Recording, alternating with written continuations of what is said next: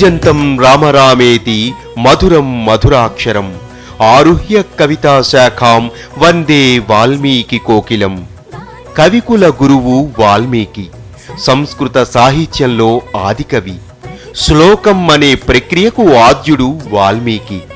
Non ఋషి కురుతే కావ్యం అన్న సూక్తికి ఆయనే మూలాధారం.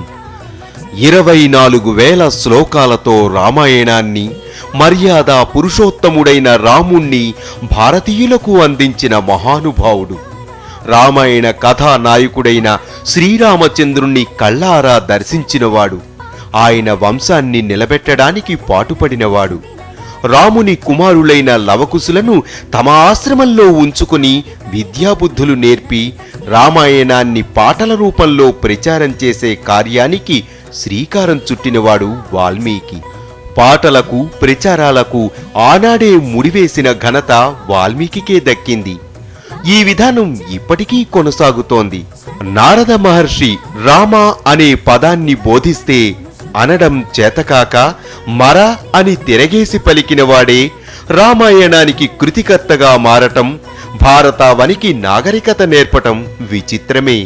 హింసే జీవన విధానంగా బతికిన అలనాటి ఆటవిక ప్రాచేతనుడు మరో జన్మనెత్తినంతగా మారటం, పశుత్వం వదిలి మనుషులు మానవత్వంతో ఎలా బతకాలో నేర్పటం విశేషం.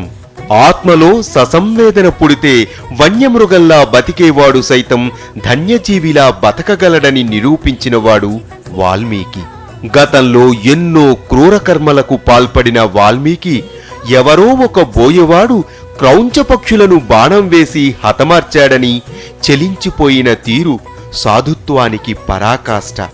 తొలిత కృతికర్తగా, తర్వాత సంస్కర్తగా మారిపోయిన వాల్మీకి మానవత్వం గుబాళిస్తే మనిషి ఎలా పరిమళించగలడో తన జీవితాన్నే సాక్ష్యంగా పెట్టి నిరూపించాడు. దైవికం, ఋషిత్వంలో ఉన్న మహత్వానికి నిలువెత్తు నిదర్శనం. పుట్టలు కట్టేలా తపస్సు చేసిన ప్రాచేతనుడు వాల్మీకిగా మారటం, వందే వాల్మీకి కోకిలం అంటూ నవసమాజం జేజేలు అందుకోవటం ఎంతో నాటకీయంగా అనిపించినా ఈ నేలపై జరిగిన ఒక అద్భుతం.